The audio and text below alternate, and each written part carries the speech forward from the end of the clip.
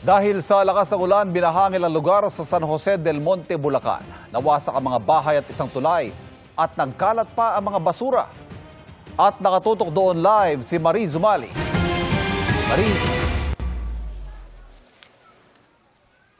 Ivan, umaliwalas at bumuti na ang lagay ngayon lagay ng panahon ngayon dito sa San Jose del Monte, Bulacan at humupa na rin ang baha. Pero nitong Biyernes lang ay umapaw pa ang sapang ito na aking kinaroroonan. Umabot hanggang dibdib ang baha at nasira pa ang railing ng tulay na yon.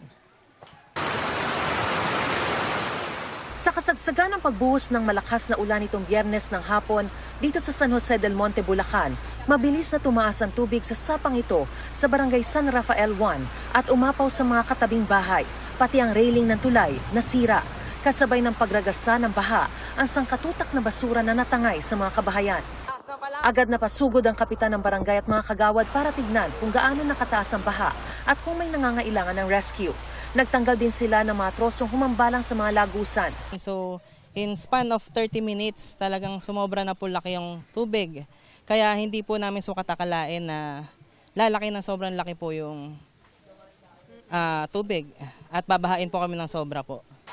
Kalaunan, kinailangang umatras nila Kap dahil sa panganib ng pagtaas pa ng tubig at posibilidad daw ng pagkakuryente. Tumataas na rin po yung tubig sa mga breaker. Baka po kami po ay makuryente. So pinasara ba yung kuryente?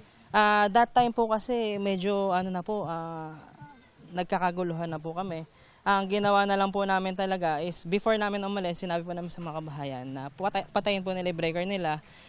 Then nag-chat na po kami sa Meralco na sana patayin yung mga kuryente dahil baka magkaroon ng problema. Pilit pang nagsasalba ng mga gamit ang mga residente.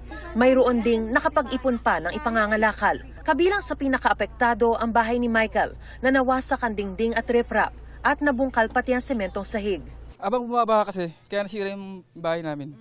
Yung mga basura, doon tumama yung mga troso. Tumama sa mga dingding kaya nasira. Natakot din po kasi kagaya ng last year po kasi tong tulay nasira po kasi dala yung bugso ng ulan din nung nakaraan.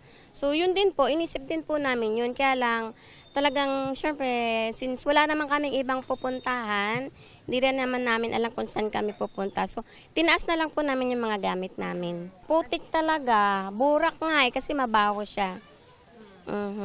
Madumi po. Wala namang napaulat na nasaktan o kinailangang i-rescue.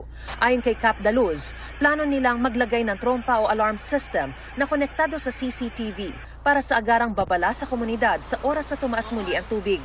Lalo't catch basin ng mga karatig probinsyang kanilang lugar. Dahil din sa malakas na hangin ay nabuwal ang 15 poste sa Barangay Bulusan sa Kalumpit noong ding Biyernes. May 5 pang posteng lumundo dahil sa malakas na hangin, dahilan para mabalam ang supply ng kuryente. Ayon kay Barangay Captain Danilo Marin, biglang dumaan ang malabuhawing lakas ng hangin na may kasamang ulan. Tila nagmukha raw mga domino ang mga poste.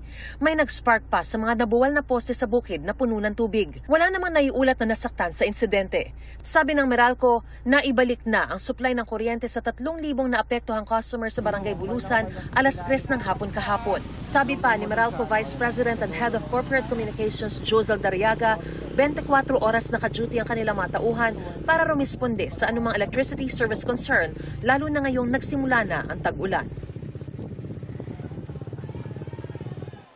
Ivan, balik dito sa San Jose del Monte, Bulacan. Nagpaalala nga ang barangay sa mga residente sa tamang pagtatapo ng mga basura para hindi bumara sa mga kanal at sa lagusan din ng tubig na siyang nagiging sanhi ng matinding pagbaha. At sa mga sandali pong ito ay inaayos na rin yung railing dun sa tulay para masigurong hindi magiging delikado sa mga daraan. At yan ang pinakasariwang balita mula rito sa San Jose del Monte, Bulacan. Balik sa Ivan. Maraming salamat, Mariz Zumali.